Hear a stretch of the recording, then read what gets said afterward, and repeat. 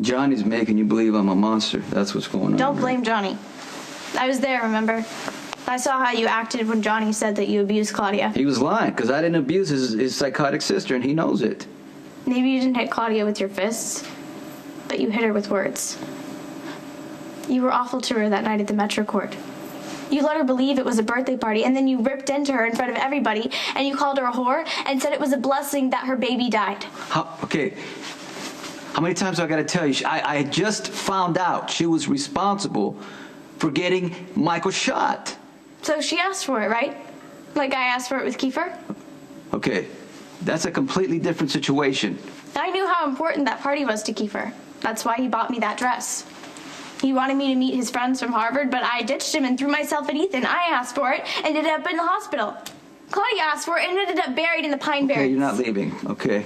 Claudia was a grown woman who took out a hit on me and got Michael shot instead. Now, your little friend Johnny knew all about it. He didn't say anything. If Johnny would have told the truth, you would have killed him and Claudia.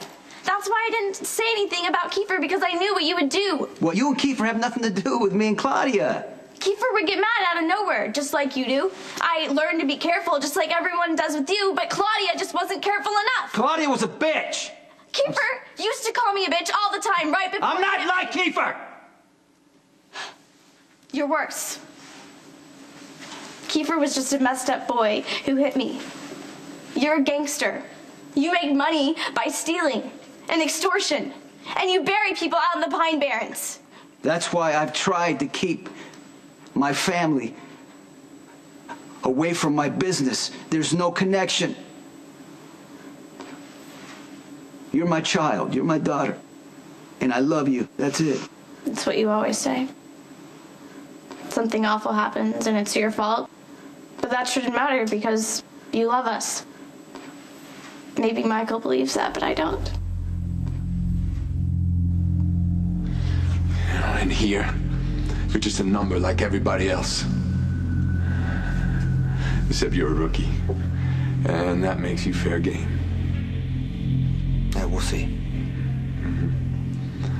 You don't know this place. You don't have friends in here. I do.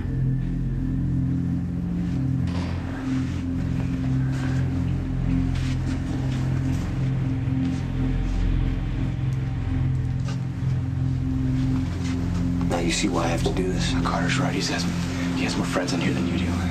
What if he wins? My son's in Pentonville. That means all bets are off. You blame Sonny for Michael being in prison? Sonny was trying to protect Michael. The cover-up would have worked if it weren't for Dante. See, this could have been over a long time ago. Dante had plenty of opportunities when he was undercover to bust Sonny, I'm telling you. And that was before Dante knew Sonny was his father. See, that's what I'm saying. Is that there's always been this weird bond between those two guys from the very beginning, really. And at the end, Sonny was ready to hand over the business to Dante. So when that warrant came down the pipe, you bet your ass that Dante had to take Sonny down and arrest him. But did he call for backup? No. He honestly believed that Sonny wouldn't hurt him. Well, that's arrogant. And then he perjured himself on the stand twice to protect Sonny. And when it looked like Sonny was going to be put away for Claudia's murder, he threw his brother under the bus. Well, Michael did it. Michael saved your life. And he saved the life of your baby girl. Look, I've made it very clear that I basically can't stand Detective Falconeri, so I'm going to ask you again, what do you really want? I am so sorry, Lulu. I mean, I can definitely see why you would feel that way, but you have nothing to worry about. Oh, believe me, I'm not worried. I'm just telling you, no showing up at Dante's doorstep mostly naked, and stop showing off in the kitchen, and stop going on and on about how Miss something or other thought you and Dante were having sex behind a food tent. Lulu, that was a joke. It was a joke then, it's a joke now, because it's not true, because I never liked Dante that way. I wouldn't really expect for you to understand. It's kind of a neighborhood thing. Okay, well, this is my neighborhood now, so these are my rules. So, no hanging around Dante in a towel, and don't show up without calling.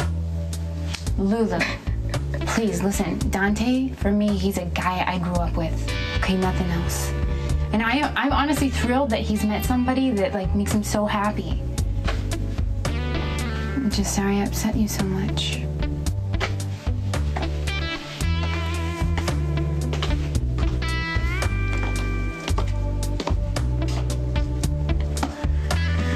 You know, you are really freaking sexy when you're territorial.